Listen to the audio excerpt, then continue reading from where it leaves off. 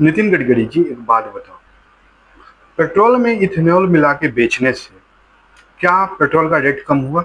नहीं। क्या गाड़ी का माइलेज बढ़ा? नहीं। क्या इन्वायरमेंट को कोई फायदा हुआ? नहीं।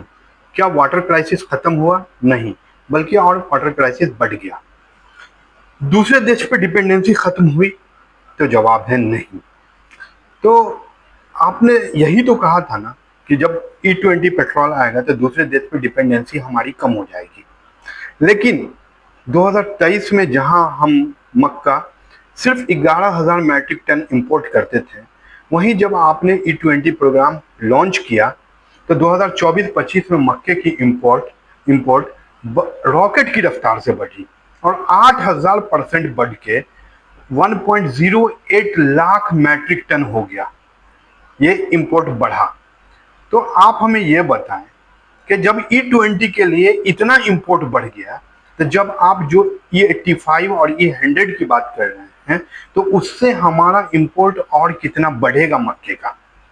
और इंपोर्ट बढ़ने से दूसरे देश पे डिपेंडेंसी हमारी बढ़ेगी या कम होगी? ये बताएं। जहां तक मैं समझता हूं कि किसी भी देश का इंपोर्ट बढ़ने से उसके दूसरे देश पे डिपेंडेंसी बढ़ती है, कम नहीं होती है। तो आप बताएं कि इससे फायदा क्या हुआ? ये चीज आप भी अच्छे ढंग से जानते हैं कि फायदा किसको हुआ, और हिंदुस्तान की आवाम भी अच्छे से जानती है कि फायदा किसको हुआ। बट कोई बात बोलेगा बताओ कि जब आप एक ट्रांसपोर्ट मिनिस्टर हो और रोड आपसे संभल नहीं रहा है, अभी पहले ही बारिश में रोड का क्या हाल हुआ, ब्रिजेस का क्या हाल हुआ, मिसिंग लिंक का पुणे में क्या हाल हुआ, वो आपने देखा। तो ट्रांसपोर्ट मिनिस्ट्री तो आपसे संभल नहीं रहा, और पेट्रोलियम मिनिस्टर का भी काम लेके आप बैठे हुए हैं। फिर पेट्रोलियम मिनिस्टर कुछ बोल भी नहीं रहे, तो पेट्रोलियम मिनिस्टर रखे ही क्यों?